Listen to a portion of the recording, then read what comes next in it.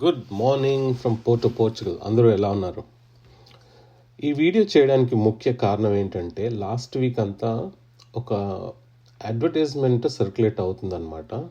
1 or 2 adverts circulate అవుతున్నాయి. So జనాలు నాకు పంపించి మీరు పోర్చుగల్లోనే ఉంటారు కదా, ఒకసారి చెక్ చేయండి ఇది జెన్యూనా కాదా అని చెప్పేసి నన్ను అడుగుతున్నారు అనమాట.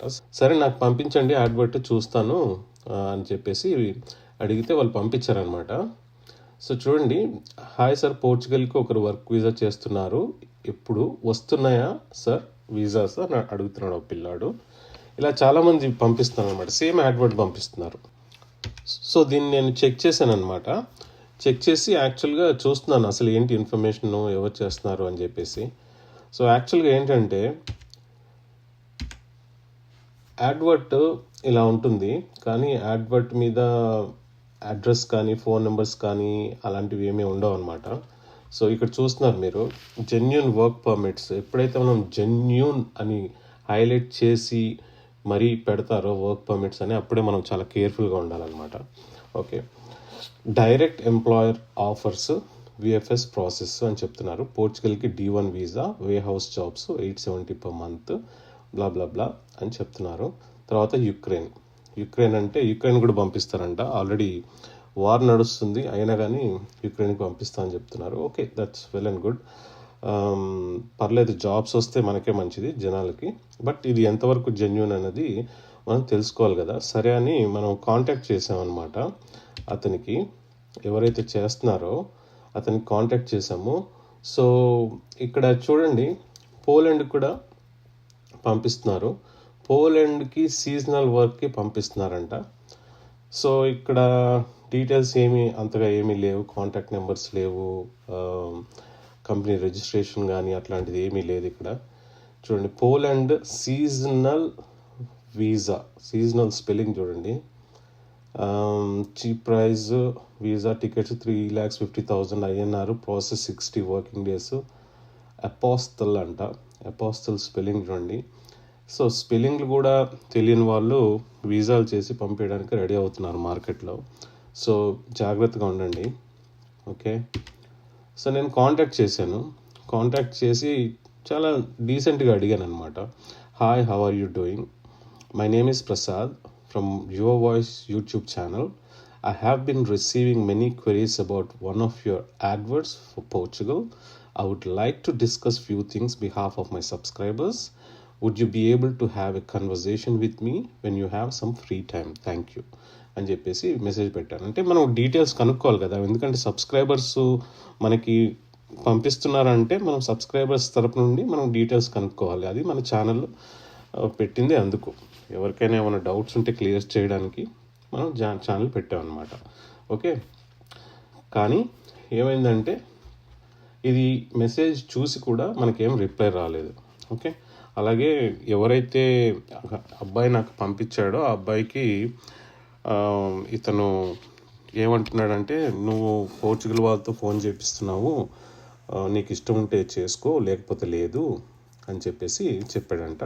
ఓకే, సరే, దట్స్ ఫైన్. ఎందుకంటే మనం ఏంటంటే డీటెయిల్స్ మొత్తం తెలుసుకుంటే అది ఫేకా రియలా అని తెలుస్తుంది. అసలు తను కూడా మోసపోతున్నాడా అని మనకు తెలుస్తుంది కదా. తను చూస్తే యాక్చువల్గా కొత్తగా వచ్చినట్టున్నాడు పాపం, యూరోప్కి అంతగా ఏం తెలిసినట్లేదు. ఇలాంటి కాంటాక్ట్స్ కొన్ని 100,000 తగులుతూ ఉంటాయి యూరోప్లో. ఏదో ఫస్ట్ ఇలా కాంటాక్ట్ రాగానే ఎక్సైట్ అయ్యి జనాలకి వీసాలు చేసేద్దామని సంతోషంగా అని అనుకుని ఉంటాడు. బట్ దిగితేనే తెలుస్తుంది, తనకు కూడా తెలియాలి. ఓకే, తన నేమ్ కానీ తన యూట్యూబ్ ఛానల్ నేమ్ కానీ ఏం తీసుకోవట్లేదు, ఎందుకంటే తను వెరీ న్యూ, 1 month అయింది యూట్యూబ్ ఛానల్ పెట్టి. అలాగే యూరోప్ కూడా కొత్తగా వచ్చినట్టు కనిపిస్తుంది నాకు అది చూస్తూ ఉంటే. సో మనం కొంచెం టైం ఇద్దాం. ఓకే, ఎనీవే, ఎవరైనా కానీ ఇలాంటివి చేస్తూ ఉంటే, వీసాలు చేస్తామని కానీ వర్క్ పర్మిట్లు చేస్తామని కానీ ఎవరైనా మిమ్మల్ని అడిగితే, మీరు వాళ్ళని అప్రోచ్ అయితే మీరు అడగాల్సిన క్వశ్చన్స్ ఏంటి? ఎవరైనా సరే, అది ఇతనైనా సరే లేకపోతే ఇంకెవరైనా సరే, ఎవరైనా సరే, కన్సల్టెంట్స్ అయినా ఏజెంట్స్ అయినా ఇండియాలో అయినా యూరోప్లో అయినా దుబాయ్లో అయినా ఎవరైనా సరే మీరు అడగాల్సిన క్వశ్చన్స్ ఏంటి, అసలు వారు జెన్యునా కాదా అని తెలుసుకోవడానికి కొన్ని క్వశ్చన్స్ ఒకటి నేను లిస్ట్ అవుట్ చేశాను, అది మీకు చూపెడతాను. ఎందుకంటే లాస్ట్ టైము సేమ్ ఇలాగే సిమిలర్గా ఇలాంటి ఇన్సిడెంట్ ఒకటి జరిగింది. పోర్చుగల్లో ఒక అతను వచ్చాడనమాట, అతని పేరు సురేష్. తను వచ్చి ఒక 2 monthsలోనే ఇలాంటి అడ్వర్ట్స్ చేసేసి మనిషి దగ్గర 5 lakhs అలా తీసుకుని ఒక 25 members దగ్గర తీసుకొని జంప్ అయిపోయాడు. Phones switch off, emails switch off, everything is switch off అనమాట. 25 members 5 lakhs కట్టి లాస్ అయ్యారు.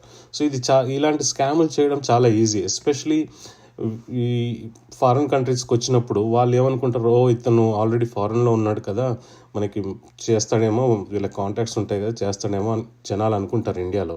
కానీ అంత సీన్ ఉండదు. ఒక వీసా కానీ వర్క్ పర్మిట్ చేయాలి అంటే దానికి చాలా ప్రాసెస్ ఉంటుంది. సో ఫస్ట్ క్వశ్చన్ మనం అడగాల్సింది క్రెడెన్షియల్స్, లెజిటిమసీ. ఏం అడగాలంటే మీ కంపెనీ రిజిస్టర్డా, మీకు లైసెన్సెస్ ఉన్నాయా, మీరు ఇమిగ్రేషన్ కంపెనీ లాగా వీసా కన్సల్టెంట్ లాగా రిజిస్టర్ చేసుకున్నారా, ఒకవేళ చేసుకుని ఉంటే ఆ లైసెన్స్ కానీ రిజిస్ట్రేషన్ నెంబర్ కానీ చూపెట్టండి అని చెప్పేసి ఫస్ట్ థింగ్ మీరు అడగాల్సింది. ఓకే, నెక్స్ట్ ఆథరైజేషన్ అంటే do you have return authorization from the embassy or consulate. So వీళ్ళు లెజిటిమేట్గా రిజిస్టర్డ్ కంపెనీ అయ్యుంటే ఏ కంట్రీస్కి అయితే వీసాలు చేస్తున్నారో ఆ కంట్రీ ఎంబసీలో కానీ కౌన్సిలేట్లో కానీ వీళ్ళు రిజిస్టర్ చేసుకోవాల్సి ఉంటుంది. సో అలాంటి వాళ్ళు అయితే లెజిటిమేట్గా చేస్తారు. ఓకే, అది ఉందా లేదా అని మీరు కనుక్కోండి.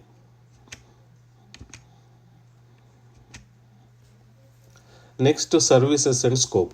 Exactly which services are included. ఇప్పుడు మనం కన్సల్టెంట్ దగ్గరికి కానీ, ఏజెన్సీస్ దగ్గరికి కానీ, లేదా ఇలాంటి యూట్యూబర్స్ దగ్గరికి కానీ వెళ్తూ ఉంటే వాళ్ళు చెప్పేది ఏంటంటే భలే మంచి స్టోరీలు చెప్తారు. మీకు వీసా వచ్చేస్తుంది, 100% వచ్చేస్తుంది, మీరు ఫస్ట్ ఇంత కట్టండి, తర్వాత ఇంత కట్టండి అని చెప్పేసి స్టోరీలు చెప్తూ ఉంటారు. కానీ మీరు అడగాల్సింది ఏంటంటే సర్వీసెస్ స్కోప్ క్లియర్గా అసలు ఏంటి అని అడగాలన్నమాట. ఫామ్ ఫైలింగ్స్ ఎవరు చేస్తారు, డాక్యుమెంట్ రివ్యూస్ ఎవరు చేస్తారు, అపాయింట్మెంట్ బుకింగ్స్ ఎవరు చేస్తారు, సబ్మిషన్స్ ఎవరు చేస్తారు, ట్రాకింగ్ ఎవరు చేస్తారు, ఇంటర్వ్యూ ప్రిపరేషన్స్ ఎలా ఉంటాయి, ఫాలోఅప్ విజిట్స్ ఎలా ఉంటాయి, ఇవన్నీ మీరు క్లియర్గా ఆ లిస్ట్ వాళ్ళని ఇవ్వమని చెప్పాలి. స్టెప్ బై స్టెప్ అన్నమాట. డాక్యుమెంట్ హ్యాండ్లింగ్ అంటే will you prepare or translate documents or only review what I provide. అంటే డాక్యుమెంట్స్ మీరు ప్రిపేర్ చేస్తారా, లేదా నేను ప్రిపేర్ చేసినవి మీరు జస్ట్ అలా చూస్తారా, రివ్యూ చేస్తారా అన్నది ఒకటి మనము కనుక్కోవాలన్నమాట. ఆ ప్రాసెస్ ఏంటి అన్నది కనుక్కోవాలి. ఇంకొకటి ఫీ అండ్ పేమెంట్, చాలా ఇంపార్టెంట్ థింగ్. ప్రతి ఒక్కరికి మోస్ట్ ఇంపార్టెంట్ థింగ్ ఏంటంటే fee, payment. Okay, what is the total cost broken down into services fee, visa fee, insurance, apostles', couriers, translation, ఇలాంటివి ఉంటాయి కదా. ఓకే, మీరు టోటల్గా 5 లక్షలు అడుగుతున్నారు, 6 లక్షలు అడుగుతున్నారు నా దగ్గర. సో దాన్ని బ్రేక్ డౌన్ చేయండి. బ్రేక్ డౌన్ చేసి మీ సర్వీస్ ఫీ ఎంత, వీసా ఫీజు ఎంత, ఇన్సూరెన్స్ ఎంత, అపోస్టల్కి ఎంత ఛార్జ్ చేస్తారు, కొరియర్కి ఎంత ఛార్జ్ చేస్తారు, ట్రాన్స్లేషన్స్కి ఎంత ఛార్జ్ చేస్తారు, ఇంకా ఏమన్నా ఉంటే పీసీసీలు కానీ, మెడికల్స్ కానీ, ఇంకేమన్నా ఉంటే వాటిని ఎలా మనం డీల్ చేస్తాము అన్నది ఫుల్ బ్రేక్ డౌన్ మీరు అడగాల్సి వస్తుంది. Everything has to be black and white on the paper అనమాట. మీరు ఒకళ్ళు ఏదైనా చెప్తే మాటలతో నమ్మకూడదు, దాన్ని పేపర్ మీద రాసి ఇవ్వమని చెప్పాలన్నమాట. ఎందుకంటే మీరు 5-6 lakhs ఒక వీసా మీద పెడుతున్నప్పుడు వాళ్ళకి ఒక పేపర్ మీద రాసి ఇవ్వడానికి ఎందుకు కష్టం కదా. 5-6 లక్షలు వాళ్ళు తీసుకుంటున్నప్పుడు ఒక మనిషి దగ్గర వాళ్ళు ఈజీగా రాయొచ్చు. ఒక 10-15 minutesలో మొత్తం అంతా బ్రేక్ డౌన్ చేసి మీకు మంచి డాక్యుమెంటేషన్ ప్రొవైడ్ చేయొచ్చు కదా. Upfront payment. Do you require any upfront payment? If so, how much and why? So మనం అడగాలి, మీకు ముందే డబ్బులు కావాలా, ఒకవేళ డబ్బులు కావాలి ముందే అయితే ఎంత కట్టాలి, ఎందుకు. ఓకే, దానికి రీజనబుల్ పార్షల్ పేమెంట్ అయితే ఓకే. రీజనబుల్ అంటే ఇప్పుడు ఒక వీసాకి ఇంత అని అడుగుతున్నారు అనుకోండి, అందులో కొంత భాగం మాత్రం కట్టమన్నారు అనుకోండి, ఇనిషియల్గా చాలా తక్కువ భాగం, మిగతాది వీసా వర్క్ పర్మిట్ వచ్చిన తర్వాత వీసా వచ్చిన తర్వాత అలా కట్టమన్నారు అనుకోండి, which is okay, understandable. Okay, కానీ కొంతమంది ఏంటి ముందే కట్టేయాలంటారు, వీసా రాకముందే మొత్తం డబ్బులు ఇచ్చేయాలంటారు, వర్క్ పర్మిట్స్ రాకముందే డబ్బులు ఇచ్చేయాలంటారు. సో అలాంటి వాళ్ళతో కొంచెం డేంజరస్, కొంచెం జాగ్రత్తగా ఉండండి.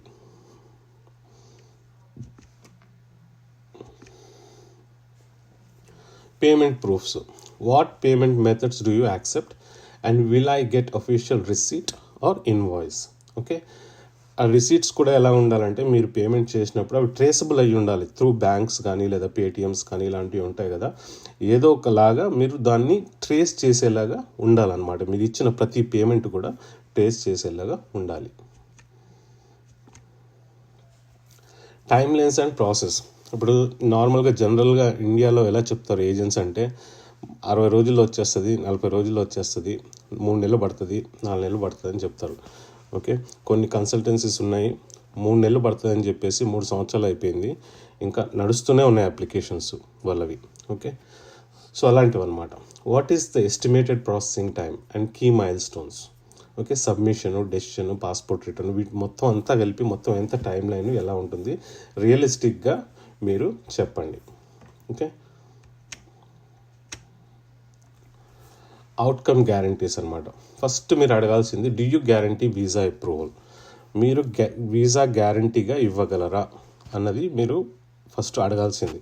వాళ్ళు ఎస్ అన్నారనుకోండి, జేబులో చేతులు పెట్టుకొని బయటికి వెళ్ళిపోండి. ఎందుకంటే ఎవరైతే వీసా గ్యారంటీగా వస్తుందని చెప్తారో ఇంకా మీరు అక్కడ కూర్చోవాల్సిన అవసరం లేదు, జేబులో చేతులు పెట్టేసుకోండి, బయటికి నడుచుకుంటూ వెళ్ళిపోండి. ఓకే, అది red flag. Refunds and cancellations, ఇది చాలా ఇంపార్టెంట్.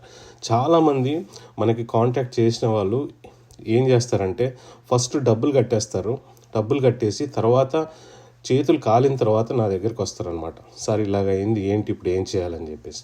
కానీ ఈ మధ్య ఏం జరుగుతుందంటే డబ్బులు కట్టకముందే వస్తున్నారు చాలామంది, which is a very very positive thing.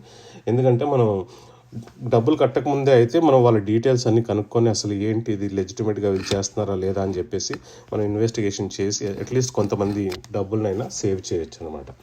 So అదొక positive thing that is happening on our channel right now. So what is your refund policy if the visa is denied. Visa reject అయితే ఏంటి మీ refund policy. ఒకవేళ నేనే withdraw చేసుకుంటే ఏంటి refund policy. Fail to deliver genuine documents. Fail to deliver genuine documents అంటే fake offer letters provide చేయడము, లేదా fake వీసాలు ప్రొవైడ్ చేయడము. తెలుసు కదా మీకు, లాస్ట్ మనం 2-3 వీడియోలు చేసాం. వెబ్సైట్లు కూడా క్రియేట్ చేస్తున్నారు జనాలు, ఎంబసీ వెబ్సైట్లు క్రియేట్ చేసేసి వీసాలు ప్రింట్ చేసేసి ఇచ్చేస్తున్నారు. సో అవన్నీ ఫేక్ డాక్యుమెంట్స్ కదా. ఆఫర్ లెటర్స్ అయితే మనం చాలా చూసాం, థౌజండ్స్ ఆఫ్ ఆఫర్ లెటర్స్ చూసాం ఫేక్ డాక్యుమెంట్స్. సో ఇలాంటి పరిస్థితిలో ఏంటి పరిస్థితి, ఓకే, అది మీరు కనుక్కోవాలన్నమాట. ఆ టైంలో మాకు రీఫండ్ ఎంత వస్తుంది ఏంటి పరిస్థితి అని మొత్తం క్లియర్గా రిటర్న్ ఫార్మాట్లో రీఫండ్ పాలసీని మీరు క్లియర్గా చూడాలి.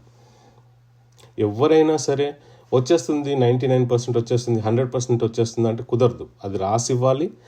ఒకవేళ అది రాకపోతే ఏంటి అన్నది కూడా రాసి ఇవ్వాలి. Okay, return agreement. You will provide a return service agreement contract. Can I see it before paying. So మొత్తం ఇప్పుడు మాట్లాడుకున్న పాయింట్స్ అన్నీ కూడా అవన్నీ రిటర్న్లో ఉండాలన్నమాట. ఎవ్రీథింగ్, రీఫండ్ పాలసీ కానీ, మీ ప్రాసెసింగ్ టైమ్స్ కానీ, అప్లికేషన్ ప్రాసెస్ కానీ మొత్తం అంతా కూడా రిటర్న్ ఫార్మాట్లో ఉండాలి. ఒక కాంట్రాక్ట్ ప్రకారంగా మీరు పార్టీ 1, పార్టీ 2 అని చెప్పేసి ఒక లీగల్ ఫార్మాట్లో ఉండాలి. దానికి మీరు ఏం చేయొచ్చు అంటే ఒక లాయర్ని కూడా తీసుకెళ్ళొచ్చు. ఎందుకు చెప్తున్నాను ఇదంటే చాలా జాగ్రత్తగా వినండి. మీరు 5 లక్షలు 10 లక్షలు కట్టడానికి వెళ్ళినప్పుడు ఒక 5,000 10,000 పెట్టి లాయర్ని తీసుకుని వెళ్తే మీకు అక్కడ సీన్ మొత్తం అర్థమైపోద్ది. ఓకే, మీరు ఈ 5,000 6,000 10,000 సేవ్ చేయాలని ఎప్పుడైతే చూసుకుంటారో మీకు 10 lakhs 5 lakhs బొక్కబడిపోద్ది అక్కడ. సో అది జాగ్రత్తగా చూసుకోండి. ఒక లాయర్ని తీసుకుని వెళ్ళండి. ఆ లాయర్ జాగ్రత్తగా మొత్తం డాక్యుమెంట్స్ అన్నీ చూసి వాళ్ళు సైన్ చేయండి అని చెప్తే మీరు సైన్ చేయండి. Okay,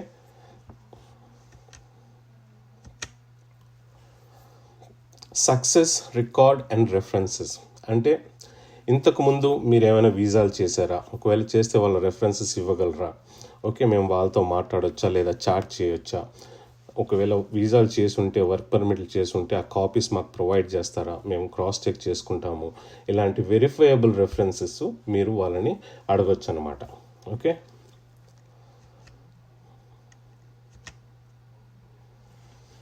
complaints and history. Complaints and history అంటే ఇప్పుడు మీరు కన్సల్టెంట్ దగ్గరికి వెళ్ళారనుకోండి, వాళ్ళ హిస్టరీ ఏంటి అని తెలుసుకోవాలంటే వాళ్ళ కన్సల్టెన్సీ రివ్యూస్ చూడండి, ఆన్లైన్లో రివ్యూస్ చూడండి, లేదా ఫేస్బుక్లో రివ్యూస్ చూడండి, ఇంకా ఎక్కడ ఏవేవి రివ్యూస్ ఉంటాయో అవన్నీ చూడండి, పాజిటివ్గా ఉన్నాయా నెగిటివ్గా ఉన్నాయా ఇవన్నీ చూడండి.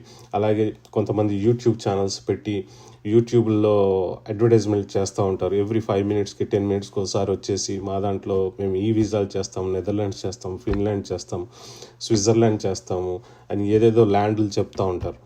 ఓకే, మేము ఇవే కంట్రీ, ఈ 4 కంట్రీలే చేస్తామని చెప్తూ ఉంటారు. మళ్ళీ ఈ కొంతమంది ఏం చేస్తున్నారు ఈ మధ్య అంటే యూట్యూబ్ వీడియోలు చేసినప్పుడు వాళ్ళ కామెంట్స్ స్విచ్ ఆఫ్ చేసి పెట్టేస్తున్నారు అనమాట. ఎందుకంటే కామెంట్స్ స్విచ్ ఆన్ చేస్తే ఆ బాధితులు ఉంటారు కదా, వాళ్ళందరూ కామెంట్స్ చేస్తున్నారు. సో వీళ్ళు ఏం చేస్తున్నారు, కామెంట్స్ స్విచ్ ఆఫ్ చేస్తున్నారు.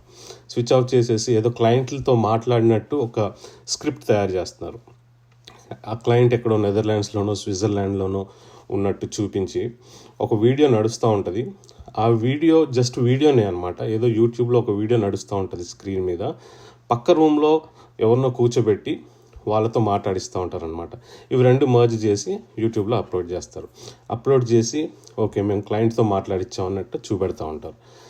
అక్కడ క్లయింట్ ఏమో గుడ్ ఈవినింగ్ అంటే వీళ్ళు ఇక్కడ గుడ్ మార్నింగ్ అంటారు. అసలు రెండింటికి తేడా తెలియట్లేదు వీళ్ళకి. ఎందుకంటే యూరోప్కి ఇండియాకి 4.5 గంటలు తేడా. ఓకే, యూరోప్లో గుడ్ ఈవినింగ్ అయితే ఇండియాలో గుడ్ మార్నింగ్ ఎలా అవుతుంది కదా, కొంచెం ఆలోచించాలి. యూరోప్లో గుడ్ ఈవినింగ్ అయితే ఇండియాలో అర్ధరాత్రి అవుద్ది.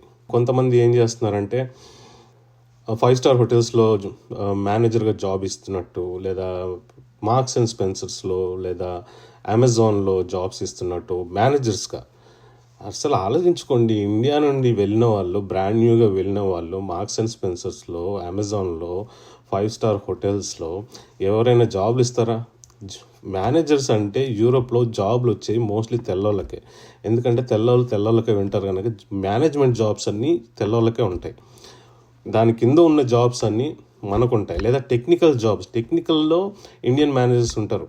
కానీ ఈ సూపర్ మార్కెట్లో, 5 star హోటల్స్లో మనలాంటి వాళ్ళకి మేనేజ్మెంట్ జాబ్స్ ఉండవు. మీకు కావాలనుకుంటే రీసెంట్గా ఒక 2-3 వీడియోలు వచ్చాయి చూడండి ఇలాంటివి. వాళ్ళ డీటెయిల్స్ చాలా క్లుప్తంగా కనుక్కొని లింక్డ్ఇన్లోకి వెళ్ళి చూడండి. ఎందుకంటే ఇప్పుడు యూరోప్లో ఎవరైనా ఒక మేనేజర్ పొజిషన్లో ఉన్నారంటే ఆబ్వియస్లీ తనకి లింక్డ్ఇన్ ప్రొఫైల్ అంటూ ఉంటుంది కదా. ఇప్పుడు మీకు లింక్డ్ఇన్ ప్రొఫైల్ అంటే మీ నేమ్, మీ ఊరు కొట్టండి, తక్కువ లింక్డ్ఇన్ ప్రొఫైల్లో వచ్చేస్తుంది. అదే వీళ్ళు క్రియేట్ చేసిన ఈ క్లయింట్స్ లింక్డ్ఇన్ ప్రొఫైల్స్ కొట్టండి, ఆ నేమ్కి కానీ ఆ కంట్రీకి కానీ అసలు ఎక్కడ సంబంధం ఉండదు, మీకు ఆ ప్రొఫైల్స్ దొరకవు. సో ఇవన్నీ క్రియేటివ్ అనమాట, చాలా క్రియేటివ్గా వీళ్ళు ఇలాంటివి క్రియేట్ చేస్తున్నారు. ప్లస్ కామెంట్స్ స్విచ్ ఆఫ్ చేసేస్తున్నారు. సో అలాంటి వలల్లో పడకండి, మీరు కొంచెం దూరంగా ఉండండి.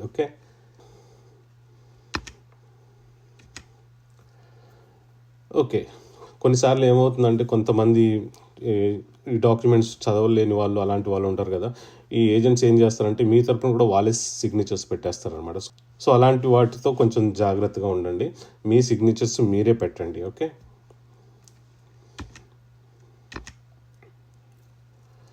పాయింట్ ఆఫ్ కాంటాక్ట్ ఇది చాలా ఇంపార్టెంట్.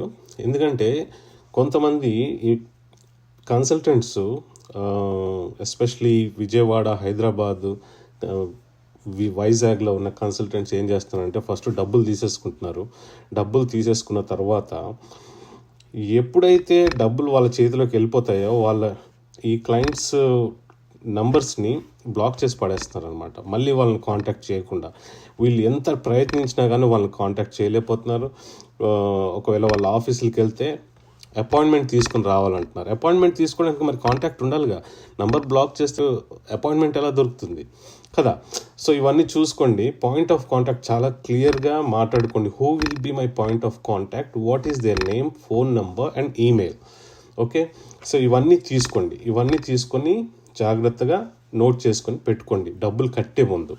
ఒకసారి డబ్బులు కట్టేసిన తర్వాత వాళ్ళ ఫోన్లు స్విచ్ ఆఫ్ అయిపోతాయి, మీ నంబర్స్ బ్లాక్ అయిపోతాయి, చాలా చాలా ఘోరాలు జరుగుతాయి. సో ఇవి ఓపెన్గా చేస్తున్నారు. ఇవి ఎంతోమంది పాపం చాలా మెసేజ్లు చేస్తూ ఉంటారు నాకు, సార్ ఇలా జరుగుతుంది, నేను ఎంత కాంటాక్ట్ చేసినా అవ్వట్లేదు, 9 months అయిపోయింది డబ్బులు కట్టి, 15 నెలలు అయిపోయింది డబ్బులు కట్టి, అసలు ఏం జరగట్లేదు, వాళ్ళు నా ఫోన్ కూడా లిఫ్ట్ చేయట్లేదు అంటారు. మనం ఏం చేస్తాం? ఇదంతా మనం డబ్బులు కట్టే ముందే చూసుకోవాలన్నమాట. అందుగురించి నేను ఈ క్వశ్చన్స్ ప్రిపేర్ చేస్తున్నాను. Communication. How often will you update me and via which channel? How quickly do you respond to queries? Okay, డబ్బులు కట్టేసిన తర్వాత మీరు ఎన్ని రోజులకు ఒకసారి నాకు అప్డేట్ చేస్తారు? క్లయింట్ వాళ్ళని అడగడం కాదు, వాళ్ళు మీకు అప్డేట్ చేయాలి. ఎందుకంటే డబ్బులు తీసుకున్నది వాళ్ళు కనుక మంత్లీ అప్డేట్ కానీ వీక్లీ అప్డేట్ కానీ ఇస్తూ ఉండాలన్నమాట. Okay,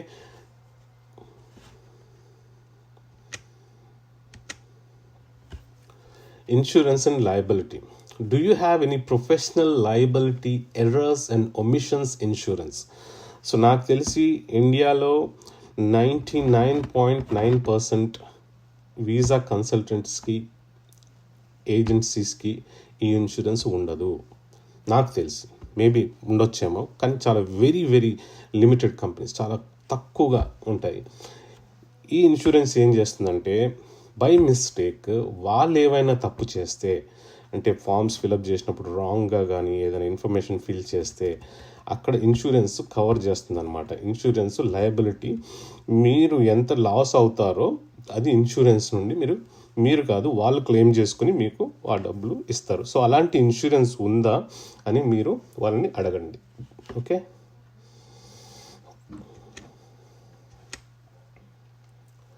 dispute resolution. If something goes wrong, what dispute resolution process do you follow and which jurisdiction governs the contract?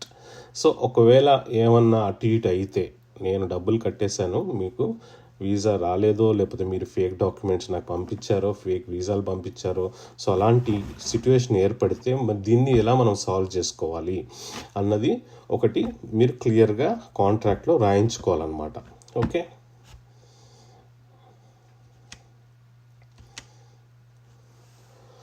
Passport handling. కొంతమంది ఏం చేస్తారంటే, రీసెంట్గా లాస్ట్ వీక్లో కొంతమంది ఏమంటున్నారంటే, డబ్బులు ఏం కట్టకండి, ఫస్ట్ పాస్పోర్ట్ ఇచ్చేయండి మాకని కన్సల్టెంట్స్ అంటున్నారంట. సో ఇది చాలా డేంజరస్. వీళ్ళు ఏం చేస్తున్నారంటే, ఇంతకుముందు 2-3 కేసులు చూసా, పాస్పోర్ట్లు తీసుకుని బ్లాక్మెయిల్ చేస్తున్నారు.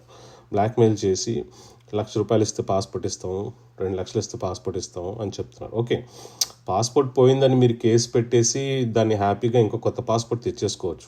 చాలామందికి అది తెలియదు. ఒక కేసు పెట్టేసి ఆ రెఫరెన్స్తోని ఎఫ్ఐఆర్ నెంబర్ ఉంటుంది, దాంతో కొత్త పాస్పోర్ట్ తెచ్చుకొని మీరు వాళ్ళ మీద కేసు కూడా ఫైల్ చేయొచ్చు, ఎవరైతే పాస్పోర్ట్ పెట్టుకున్నారో.